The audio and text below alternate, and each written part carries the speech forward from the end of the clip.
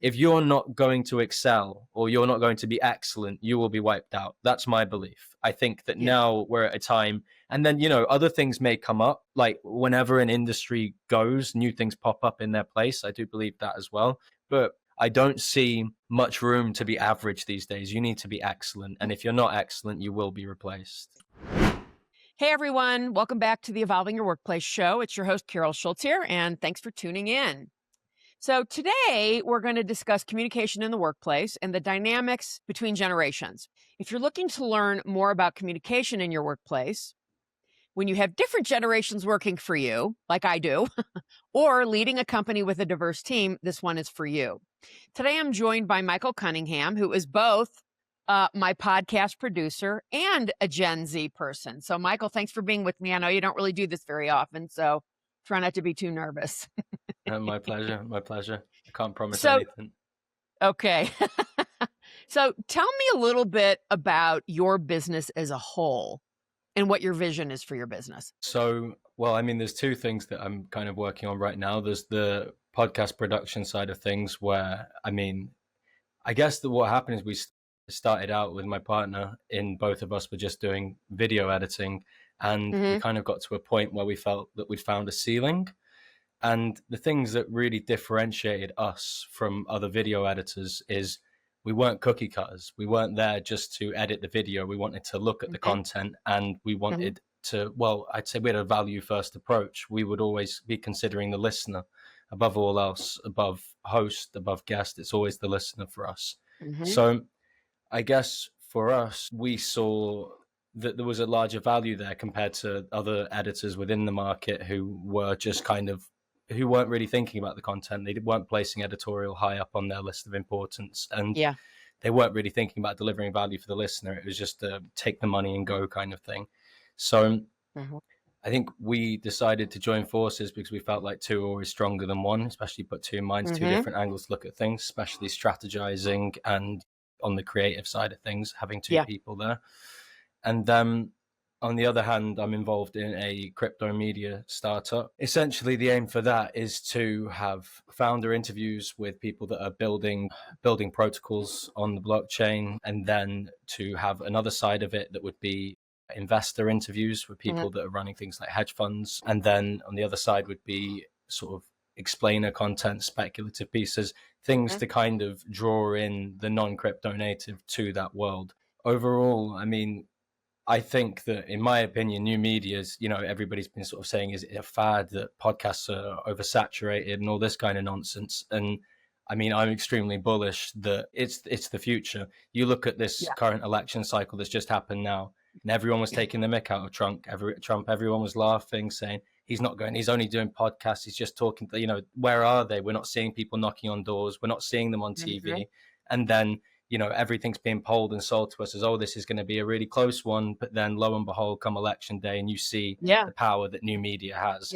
And that's only going to increase. The level of specificity that you can get from this is unparalleled in anything. If you don't like someone's voice, you can go find someone else talking about it. If you like someone's demeanor, it's just, there's so much option for people, and they can go to people they actually trust. So I just think it's an emerging industry. Yeah, I would agree with that. So there's a couple of things that you've just said, and we'll take the most recent one first.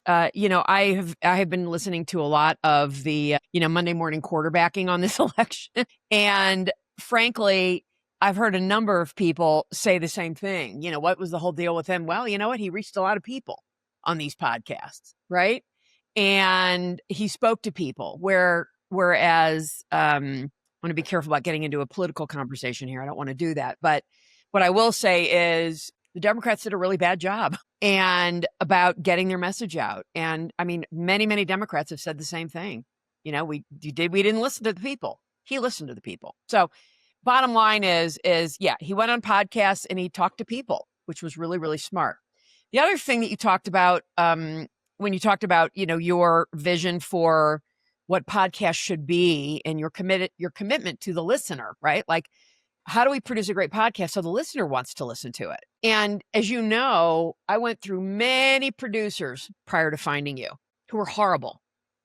You know, one, we're relatively certain that got me shadow banned. Is that right? Shadow banned, not shadow boxed.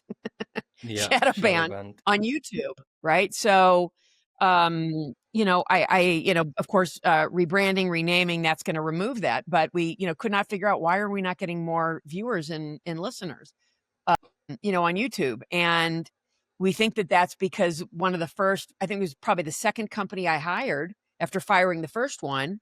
The second company I hired, I looked and I'm like, why are all these watchers coming from the Middle East and other countries like that Mm. I don't even care about for my show, right? That are not really my audience.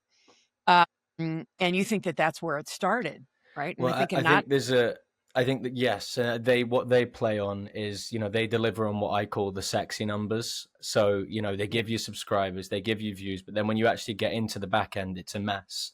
The view yeah, duration's nothing. And I mean, that's why we're so committed to organic growth as well, because, how can you learn and take learnings from things if the data's skewed? And I think this is something that probably more people do on YouTube than they'd be willing to admit. And I mean, in the end, these people that are doing it, they're snake oil salesmen. They come along and somebody that doesn't know too much about YouTube, how it works, or mhm, maybe how to sort of interpret the analytics, yeah. and then they just give you those, like I say, sexy numbers. They give you like likes, they Yeah. give you views, they give you subscribers, but it means nothing. So let's converse a little bit about, communication. And by communication, when I say that, we mean really how you choose to talk to your team, your staff, and your customers, right? So whether it's Zoom, in-person, Slack, text, audio messages, email, etc., right? Also, how you resolve issues that come up.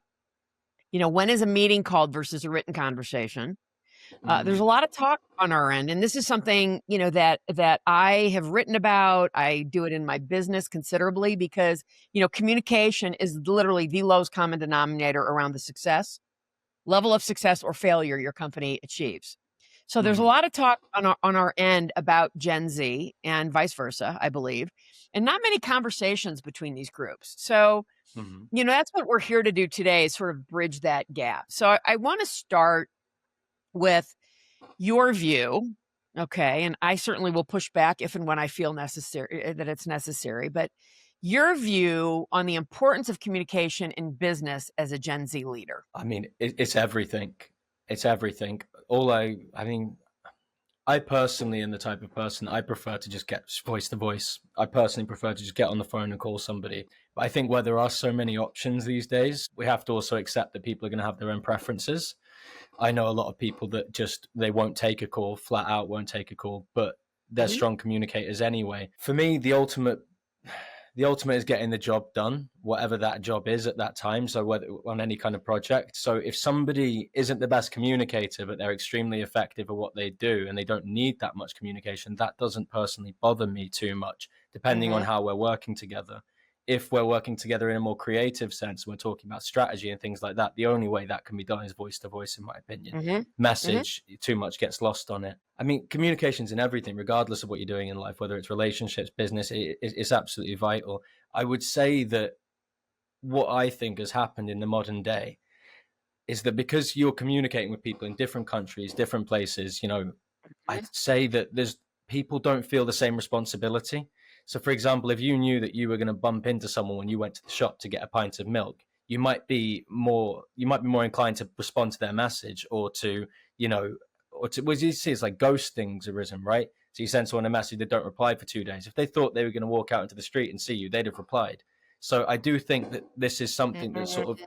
cropped up more in this internet age, and I think it's across the board. To be honest, I've experienced this with older people than me. I've experienced this with people my own age. I've edited and Interesting. produced podcasts for people who've sat there Mhm. and flat out spoken about all of these sort of vital things that you must do in the corporate workspace, and then they get off that call, pick up the phone to me and speak to me like shit. So Hypocrites. Yeah. yeah, Yeah. so and Yeah. I've met, and I think that goes across the board, older, younger, and Mhm. I think it's more of an internet problem than I think it's an age problem. This Yeah. sort of lack of this sort of Yeah. bad communication. Yeah, I would listen. I absolutely agree with that, and I have said this. I think that social media for the things that it has done in positive, I think by and large it's done a lot of really it's caused more negativity than positivity. That's just my opinion at using social I have media. to agree.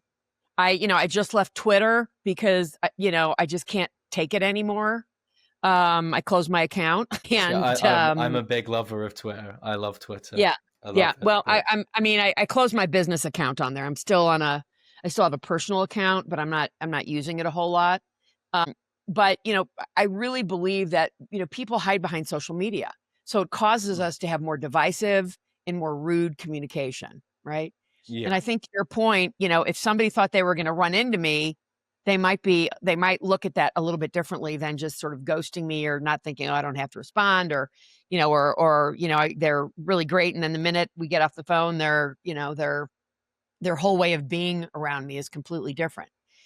Mm. Do you think that, and I've had to do this, and it's not always easy. Now, first of all, you and I have had some communication issues in the past, right?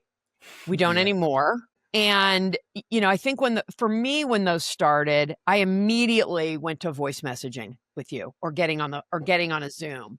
So for Yeah. people to know, Michael just doesn't have a British accent. He lives 8 hours ahead of me. Right. So there definitely is a time zone thing. But, the good news for that is I get up pretty early and, he works pretty late. So, we always, you work late. So, we always have an opportunity to, communicate. Now, most of our communication is through Slack, through voice messaging anymore, unless it's something really superficial that can be done over a, written. And that's what I preach anyway. If it's really superficial and quick, just, like confirming a time Hmm. or something like that, we do that in writing. But I think that having gone to voice messaging, that has made our relationship much easier to work with. I What are think your as thoughts well. on that? Yeah. I think as well, the thing is with voice messages is that you can convey tone. And I think that's something Yes. else that really breaks down communication. Because if you read a message and Mhm. interpret it one way, but the person's actually intended it another, then it Mhm. can cause a little bit of friction, a little bit of resent. But if you hear someone's tone, it's so much easier to understand where they're coming Of from, which course. is, why for me, I'll always prefer that voice to voice thing. And I mean, I grew Yeah. up in a family of salespeople who worked on the phones, who worked Mhm. out selling in the street. So I kind of grew up around that, but I know a lot of people my own age. Like I've got people I work with. I'll give them a call and they won't answer, and they'll text me as soon as they've not answered, going, "Oh, hi, you called." It's like, yeah, bloody answer the phone. They want to send me. They'll Yeah. send me a message back or send me a voice note back. So they don't want to call, but I don't know. Yeah. It's we're living in strange times. I do think we're in a bit of a wild west in a lot of ways, and we're kind of learning to live with all of these new innovations that are Mhm. still relatively new.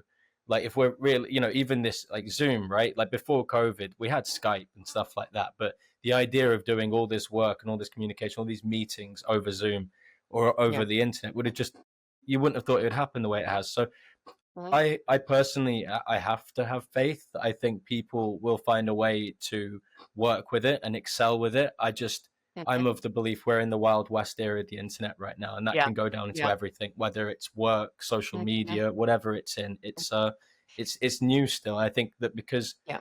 we look at it and think, we almost got a recency, but we don't see how insignificant something like 20 odd years is in the sort of Mhm. in the grander context of like people. Yeah. There's still people growing up now who didn't have like I myself, I didn't have a laptop or internet in my house until I was maybe 11 or 12. And I look Mhm. at people just 2 years younger than me, 3 years younger than me, that grew up with that little bit more of Instagram, that little bit more of Snapchat. And it's like night and day. The differences between us is massive. So Yeah. I think that's something right now. Is you've got the people that grew up without it and the people that are growing up with it, and it's a very different mindset. But I have to Yeah. believe that gap will get bridged, and then Yeah. eventually, everybody that doesn't remember it that way will be dead, and the whole new generation will just be people that grew up on internet, on social, communicating via message. Yeah. I mean, I see some people now sat there and they're working and they've got Apple goggles on, they've got a phone here, they've got their laptop there, and they're plugged in, typing away, going at it. And I mean, I look at that and think, how the hell do you do that? I couldn't live like that. But Mhm. it's it's not on me to say, is it? But Well, right. And I think what will happen is people will figure out, is this really effective? Is the way I'm communicating, whatever that way is it effective? Right. And that it takes taking me back to when we had some issues early on. It was because there were messages being sent over Slack that were being misinterpreted. by the other party, right? And then I'm like, okay, this has to stop. We have to do this by voice message because, and this is something I preach, and I'm not making these numbers up, but over 50% of people misinterpret or misinterpret the tone of anything of a message. You just can't get tone Hmm. in proper tone, in the written word, right? Well, I should say the written word by somebody who's not a professional writer, which neither of us is, right? So, what would you say is the most effective method, of communicating daily with, your partner, your customers, To be fair, small updates, questions, discussions, those types of things. I think that if it's like just kind of fact-based things, this is Right. happening at this time, this event, then message is Right. fine. You said, But yeah, both the of the people I superficial work stuff. with, I'm straight on the phone to. If Yep. we need to discuss anything in any kind of depth, then we're straight on the phone. I Right. mean, going back to what you said then about, the times we've had any problems, as soon as we've got on a call, as soon as we've got voice to voice, it's been sorted in about 2 seconds. So Right. I think that it is the most effective way, and I don't think it ever won't be the effective way until we can, what's it called, we can telecommunication or something, Yeah. and that's the only thing that could be better. And it makes me think about, how much of this is behind, return to office, right? Wanting to get people in front of each other having conversations.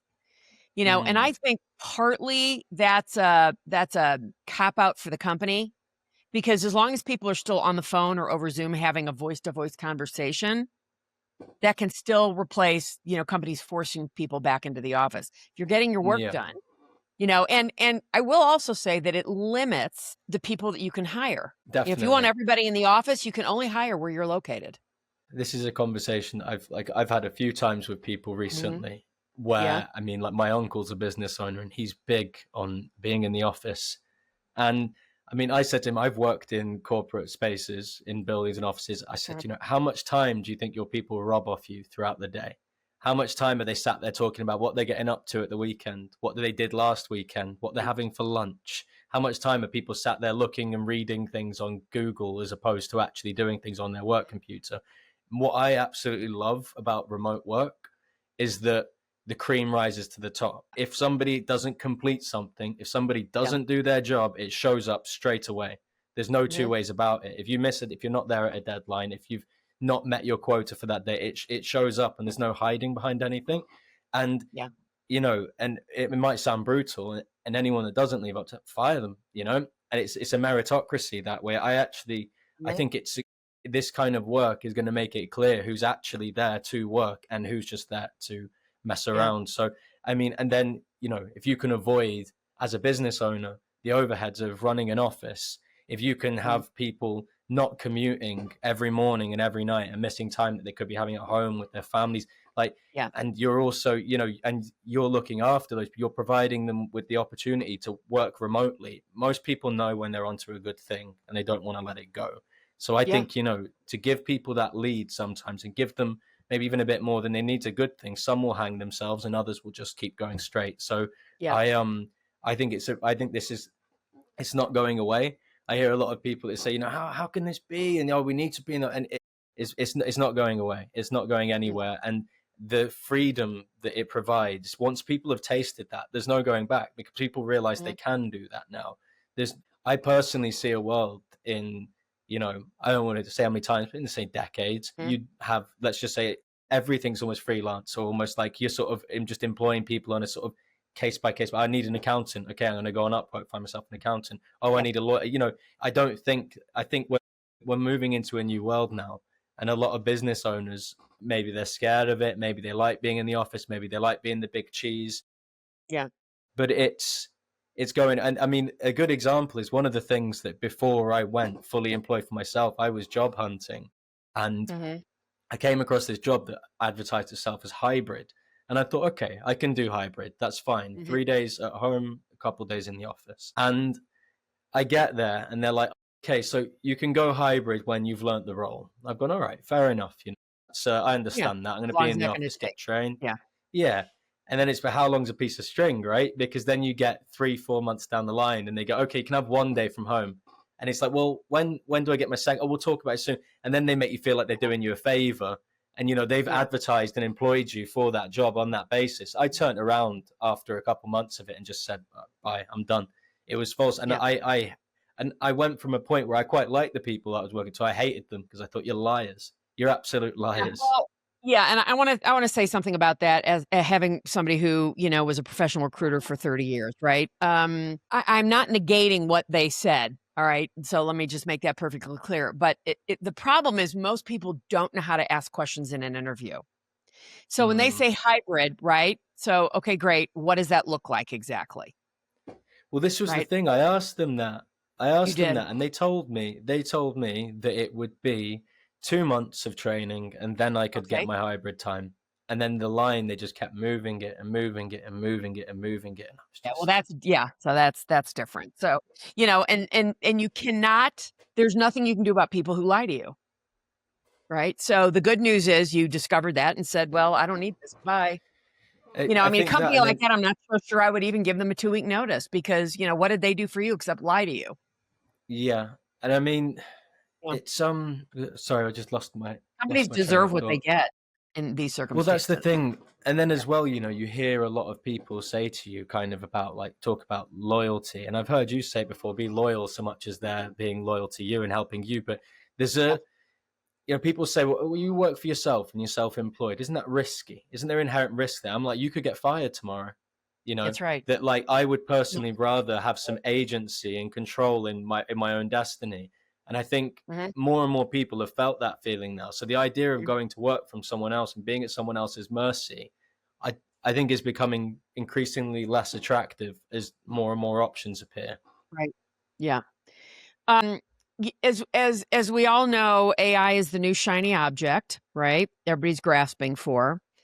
And I think it has a place, but I have noticed people really trying to create it as a panacea. It's going to solve all your problems. I've seen many people not going to solve all the problems, but solve most of your problems, right? So, every time I may log into LinkedIn to post something and it says, "Hey, you want AI to write this for you?" I just ignore it because I'm thinking AI doesn't know my voice, Hmm. right? How can AI write anything for me if it doesn't know my voice? And so what I want to know is, are you using AI in communication at all? So if I'm just going to like a straight message to someone, like no, definitely not. I think AI is going to streamline things a lot. So I think, let's say, I mean, I do have a history of writing. That was what I did for like a passion, a hobby growing up. Yeah. And I look at it and I think in some ways it's great for dry information that you would spend, hours and hours scouring the internet for normally. But what it misses and what's most crucial in anything is emotion. It's not sentient. So, if you want to really effectively communicate with people, then there needs to be an element of emotion to that. Yeah. So, I don't think it's going to, I think that's always going to be an area. And, like, for example, a good writer using AI is going to get a far better end product than somebody who's a bad writer using AI. So, I mean, I use it. I use it for like just some tasks, I think, every now and then. But I Mhm. think that's also because it's still quite limited right now. I can envisage myself using it a lot more if it's doing things like buying me time back and it's Painting also pictures and delivering stuff me the like end product. I mean, personally, I do think that AI will wipe out a lot of jobs, a lot. If you've got a job that is 2 plus 2 equals 4, it's like let's say again, like an that. accountant. There's not going Yeah. to be much room for that if you can get that from AI. Yeah. No one's going to want to spend however many Mhm. thousands of dollars a year to get something they Yeah. can get for free, or well, for a small cost, Yeah. maybe. But I think again that and even like video editing. So what I started at, like that in the next decade will be done like mostly by AI.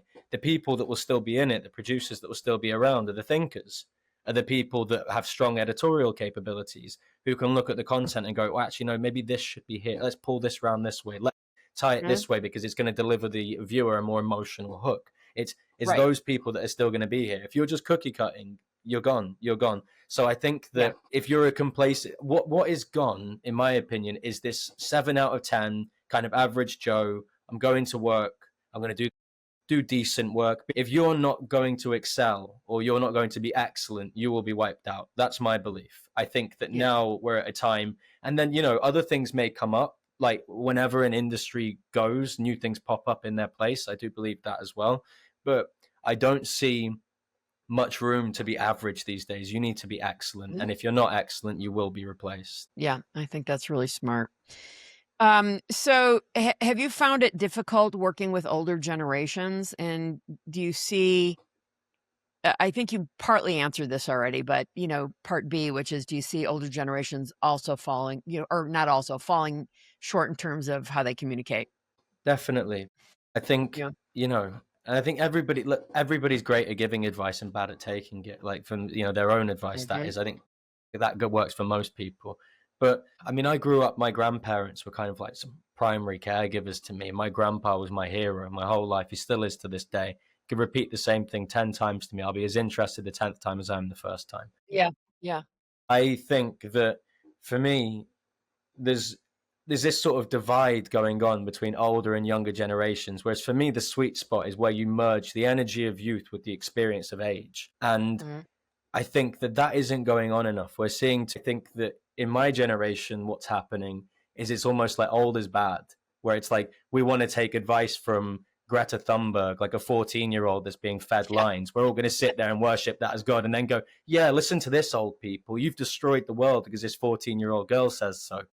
Yeah. I think that older people right now are pretty disrespected. I mean, you look at even the UK, the amount of old people that get put in homes. I would never put my family in a home, ever, ever, ever.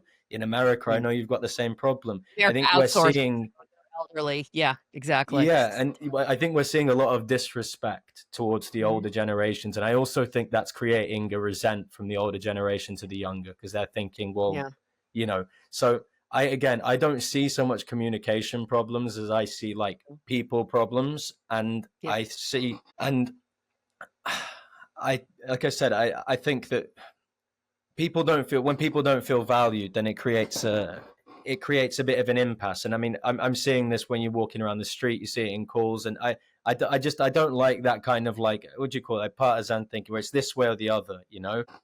I see bridges that need to be built between Yeah. generations as opposed Yeah. to.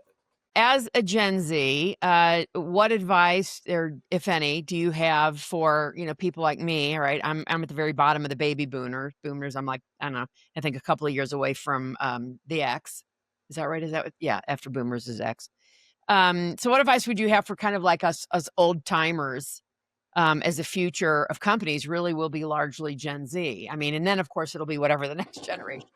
So it's not like that's the generational thing won't continue, but yeah. I mean, that's the thing. That's actually the problem, I think. I think there's too much of younger people giving older people advice. It should be the other way around, right? Yeah. And I think that's where I see the issue being, is that the order of things is all messed up.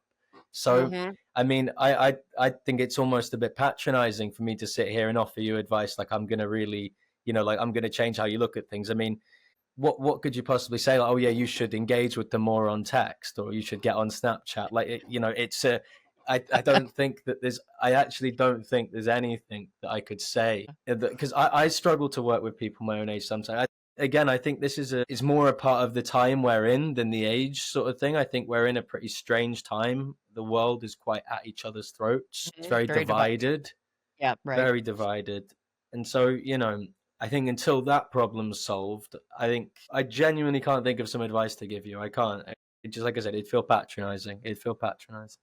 Well, and that's fine, and like I said, you may or may not have that advice, right? I mean, as you know, since you're my producer, you've heard all the conversations that Rob and I do for After Hours, right? Our After Hours show.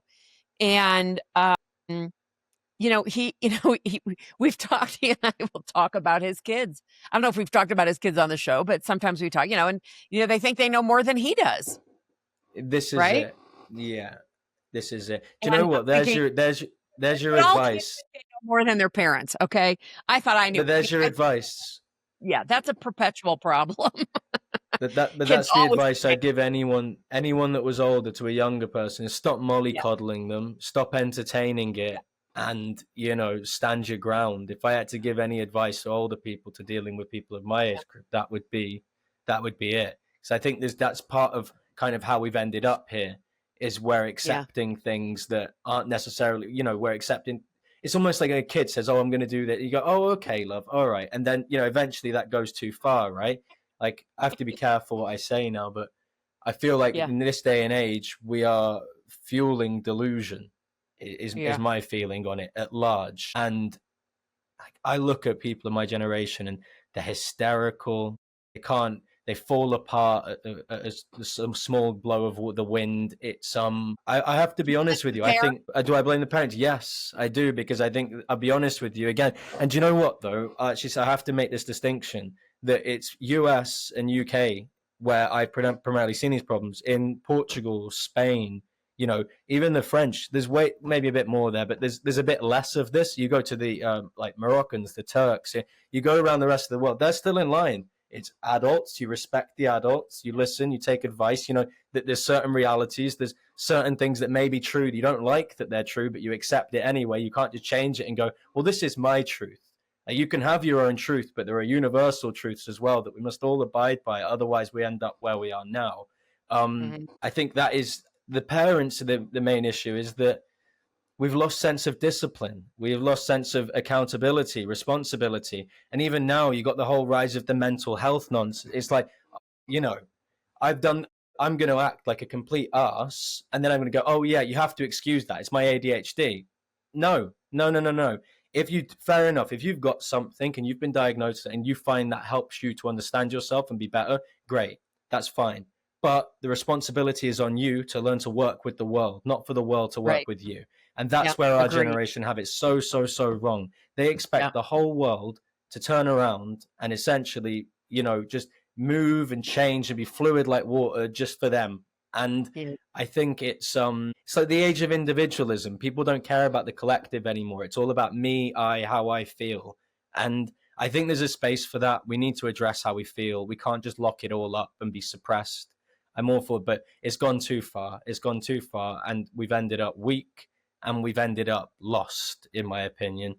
And I see exceptions to this. I see exceptions, but en masse, like you said an episode the other week about mental health crisis and job hunting. Give me a break. Give me a break. You go back 2 generations and people were down mines to put the most minimal amount of food on their family's table. They weren't going, "Oh, my mental health's hurting." It's I think Well, we're weak. I think we're weak. The only difference, reason I can accept it on some level, in some way, is that I would say, as much as we are as physically safe as we've ever been, we've never been under attack more psychologically and mentally, and that's where the internet comes into it. And I do yeah. think that is a big part of this. Yeah. Well, and I think that's really a great place to leave this. But yeah, I agree. I mean, I think we can't negate what's going on with people's mental health. And what I will say is, in the job search, somebody who's, started this in 1992, right? When I started learning what it was to be a recruiter, and then eventually a professional recruiter. I did not treat candidates the way people treat them now. In what And, sense? and I blame the internet for that, because the internet came along and companies are like, "Oh, good, we can just put somebody behind a desk and have them go through all the millions of applications we're going to get." They still do that, by the way. And the people who Mm, are doing that are not recruiters. They call them recruiters, but they're not. That's not what a recruiter is. That's not what a headhunter does. Headhunter goes out and finds people. They don't post mm, jobs. And so the bottom line is, though, I don't want to get off our topic, but the bottom line here is that people aren't treating candidates well. Now, does that mean? I mean, I don't think it's an effective way to be recruiting for anybody. I think it happens way more than we think it might even be happening. mm-hmm, And I also think that we are probably not preparing people well. We're not preparing our kids on how to manage disappointment. And I think that's really what I'm hearing behind what you're saying is life is full of disappointments. We must prepare people for those disappointments. And I think my yes. generation was far more prepared for that Mm-hmm. than some of the newer generations, Well, the Gen Z. I think as well, like the way I see it is I'd rather learn those lessons of somebody Yeah. that loved me and had my best interest at heart and would Yeah. do it a bit more softly than you go out into the world and you get a 1-2 punch, you know? It's Yeah. you're gonna learn those lessons at some point. The place to learn them is at home. That's my feeling on it. Yeah, I agree. All right. I got nothing more to say. I think this was I appreciate your time. This was a great conversation. So, My pleasure. thank you for joining us, Michael. Do you we'll put this in the show notes, but you want to tell people what the name of your company is? I did not do that at the beginning. So I can't right now. It's basically we're about to launch in 2 weeks' time. Okay. It's a But big yeah, secret so still. So maybe by the well, no, we're time not by the quite. time this goes live, we'll be able to have that in the show notes. Yes, maybe. I'll let you know if it's before then. All right. Thanks, Michael. Okay, thank you. Bye bye.